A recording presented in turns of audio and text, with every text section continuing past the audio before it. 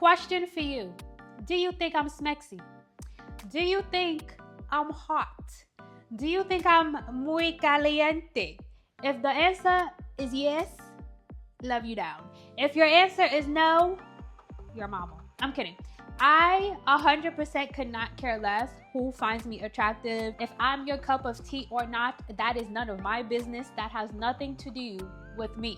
But what I did want to do is talk about the fact that being attractive, hot, smexy, suavemente, sabe, is 100% mental. It is 100% what you put in here is gonna come out there and other people are going to see it. So let's talk about it. Let me prove to you why I am 100% right. Let's talk about it. So the reason why I'm so confident in saying that is because I have personal, very personal experience in the topic. I think like most people, as you're growing up, you experience a lot of self-doubt, self-esteem issues, self-confidence issues, comparing yourself to others, not being able to see yourself, as your true potential. I think a lot of people deal with that. And I most definitely dealt with that, especially when I was in high school and up until I would say like my early years of college. That was definitely my worst years in terms of loving myself. Like I was always a skinny kid. Like in high school, I weighed 80 pounds. I weighed the same as like a backpack that some kids carry. Like I was always super skinny. Not because I didn't eat, not because I wasn't healthy, not because like I wanted to be skinny. Honestly, I just couldn't gain weight for the life of me. I lost weight faster than I could gain it, in all honesty. And as I was growing up, I heard a lot of like, statements about my weight. And, when you're skinny, I mean, people will talk about you, whatever weight you are. If you're skinny, bigger, middle weight, people will always find something to say. But especially when you're like on the extreme side of something, they will definitely give their opinions. And I think people are always more comfortable putting their opinions on your weight when a person is on the thinner side. I don't know why that is, but for some reason people always find comfort in that. Like they can just do it without problem. It's weird, but it is what it is. That's another topic for another day. But I say that to say, like, I dealt with a lot of other people's opinions when I was younger. And of course, when you're younger, like you don't have like a sense of self-confidence, anything. So, other people's opinions of you way more. Like you take it into yourself more. And that's definitely what the freak I did. Like I hung on to people's opinions like it was gonna save me from from a flood, a drought, whatever. And then also the fact that I didn't think I was cute back then, facial wise. Like I didn't think I was pretty. I didn't think I was cute. I swore up and down that I was the fuggliest thing that ever fuglied. Like that was my opinion of myself. And again, because I was going by the beauty standard, and the beauty standard back then was not a black girl with big lips and a big nose and a big forehead. That was not the beauty standard. Oh my god, I'm about to out myself. Hey, how you doing, little mama? Let me whisper in your ear so you might like to hear. Hey guys, for those who don't know, my name is Dar, and welcome to the nation. If you haven't yet subscribed, I'm here to ask why. Why? What are you waiting for? Because it has been scientifically proven that people who subscribe to this nation are 99.9% happier, lovelier, kinder, smaxier, pocket stays full. So if you want that to be you, subscribe now. This is so embarrassing, but I'm gonna do it just so like you could see the depth of like at that time my insecurities. So again, because I was always skinny, and back then when I was like in middle school, high school, skinny jeans became the rage. Like that was when like everyone was wearing skinny jeans, and if you weren't wearing skinny jeans, you weren't cool. So of course, me, you're a teenager, you want to fit with the trend, with the trend of the time. So begged my mom to get me skinny jeans. And as you can guess, when you're skinny with skinny legs and you put skinny jeans on top of that, Lord have mercy, it is not a good look. It is not a good look. So, of course, I wanted to find a way to make it look like I had some weight on me. So literally what I would do is take 3, sometimes 4 pairs of leggings, thick winter leggings, and put them under the jeans so that when I put the jeans on, it made me look like I had some weight. And I did this, you know, in the winter. In the winter it helped because it was cold as hell, so the extra padding helped. But I also did it in the summer. And if you're from New York, you know how horrible summer is. Like once it reaches like 80, 90, like horrible. I don't even know how I didn't faint. Like it's musty, it's humid, it's like stifling heat. It's not like a cute little island weather heat. No, it's like you can't breathe type of heat, right? And I would literally go to school, or I guess not school because it was summer, but I would literally go around wearing 3 to 4 pairs of leggings in the freaking summer to make it look like I had some kind of weight. Like that's how insecure I was about my body at the time. And there were times when, you know, I was so insecure about how I looked that I didn't even want to go outside, child. I didn't want to go outside. I didn't want people to take pictures of me. I didn't want people to see me. I didn't want to see myself. Like it went so freaking deep. So once I hit, I think 2021, that's when I started to make the transition. I guess my frontal lobe started to frontal.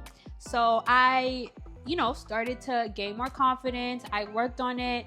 I, you know, started to love myself more, all that jazz. And honestly, a lot of the issues that I had, like I had anxiety issues, I had obviously self-confidence issues, self-esteem issues. I was like super freaking shy, and I don't even think I was shy. I think I was just so insecure that it made me shy. So all those issues that I had, once I started to work on loving myself for myself and not for other people, and not letting their thoughts influence my thoughts, like my life did like a 180. And that's when I truly started to see like my potential, who I am. I started to, you know, dress better, look better, and you know, it just all fell into place. But I say that to say, I don't look that much different than I did when I was a teenager. It's not like I had, you know, some major surgery done to make me look different. Well, I didn't have any surgery done at all. So I look pretty much the same. I mean, yeah, I gained a little weight and maybe, you know, I grew into my face a little more. But other than that, I'm the same person. So what was the difference between then and now is purely my mindset. Because now you can't tell me nothing about nothing. Now you can't tell me I'm not fine as fuck. And again, there are people who will disagree with me being fine as fuck. And that is okay. I'm okay with that. That, like I said, is not my problem. It is not my issue. It ain't got nothing to do with me, how you feel about me. So, in terms of me, yeah, 100% I believe mindset is it. And I know you see those people where like, they might not be conventionally attractive. They might not be, you know, what I guess everyone will call like an it girl, or like, you know, those super whatever. They're not that to, you know, the naked eye, but something about them, something about their soul, their spirit, the way they move, the way they act, it just draws you in. Like they're super charming, super personable, like they light up a room. And because they have that essence about them, it just draws everybody to them. And again, they might not be what is considered conventionally attractive, but they are so confident in themselves that they are attractive. Like what else could they be besides that? Like when you carry that much confidence, yeah, you're fine as hell. Because what else can you think about them besides the fact that they're fine as hell? And on the other spectrum of that, you have those people who originally to us are freaking gorgeous, amazing. You look 10 out of 10, right? But they have had so much work done that they don't even look like their original selves. And I know you guys know like what I mean. Like we see them all the time on social media. Like if you watch Botched, or even when you're scrolling, like you'll see a picture of a girl who has so much work done that she doesn't even look like her original self. And her original self was freaking gorgeous. I know you've seen those people. And originally I was gonna put like, you know, pictures and, you know, examples or whatever, but I don't know, that didn't feel right. It didn't feel right to, like, I don't know, just compare girls and it didn't feel right in my soul to talk about people. But I know you guys know what I'm talking about. Like there are so many examples of them, models, TV stars, whatever, whoever they are. Like we've seen it, people who originally super attractive and then they get all this work done and they don't, you know, like they're a little bunch. It's very unfortunate. And I think the reason for that is because yes, to us they were very attractive, they were hot people, right? But they themselves didn't believe it. They themselves saw so many flaws in themselves that they had to keep going under the knife to fix the flaws that, you know, they saw in themselves. So to us, we might be like, why the hell would they do that? Why would you, like, you were gorgeous, why would you go and do that to yourself? And unfortunately, I think it's mindset. Like if your mindset isn't right, you could be the most gorgeous woman in the world, the most attractive woman, guy, whoever you identify as, you could be that. Stunning. But if your mind is telling you that you are not that, not only are you going to start like altering yourself to fix those problems that you see in yourself, but also it's gonna radiate outwards. Like people are going to start noticing that about you. And honestly, it's freaking tragic when you see like someone who's so beautiful go to that place where they start to essentially destroy themselves and botch themselves. It's honestly so sad because it's like, why would you do that? I'm gonna share the tricks that I use to help me get to where I am now. Number one, fake it till you make it. Fake it till you make it. I 100% had to do that. When you're first starting out in anything, I think you have to fake confidence. You have to fake like you know what you're doing.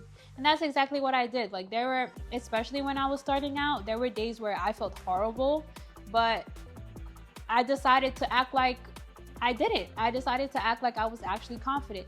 And over time, that became my reality. Like your brain, I think a lot of people have said this, but your brain will believe what you tell it. Your brain doesn't know what the truth is and what the lie is. It will believe what you tell it to believe. So if you're telling your brain, If you're telling your brain, this is what I am, your brain will believe this is what you are. And with anything, if you do it over and over and over and over again, it becomes habit. It becomes you. It becomes like your brain will automatically put that thought into you because that is what it knows. That is what you told it. So fake it till you make it. And I know that sounds dumb, but it's not dumb. It actually 100% works because I did it. I faked my confidence. I faked not being shy. I faked thinking that I was pretty, and it freaking worked. One day I woke up and I said, damn, she fine.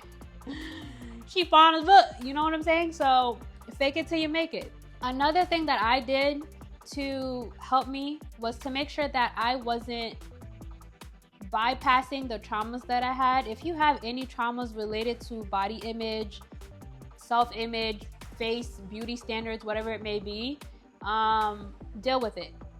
Like, deal with it head on. Don't try to push it to the back or be like, you know, it'll fix itself. It won't. Any trauma that you don't fix, any trauma that you don't, you know, handle like the bad bitch you are, is going to come back. And it's going to come back when you least expect it.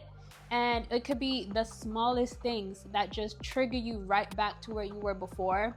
So if you want to stay in a place, if you want to begin and stay in that place where you are confident, you do not give a F what people think about you. Nobody can say anything to you to make you change your mind. Deal with those traumas that you haven't dealt with, because It ain't gonna work without it. Go to therapy, keep a journal, manifest, pray, do all the things, but make sure that you're not pushing any traumas that you have into, you know, the rear end, because it's gonna come back. It's gonna come back every time. And then finally, what I would say is be kind to yourself. I think it is so easy for us to bash ourselves.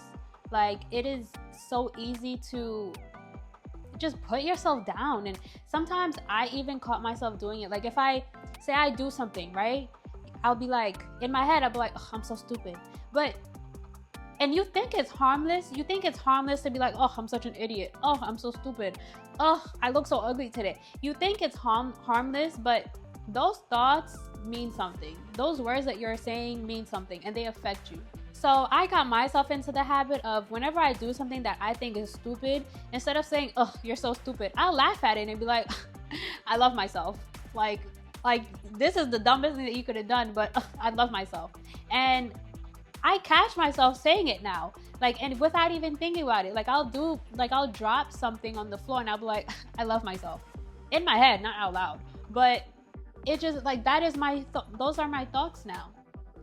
So be kind to yourself, say kind words to yourself, think kind things about yourself, and give yourself grace. Like I said, there are going to be days where you don't feel good about yourself, where you feel like you're sliding back into, I guess, the old you.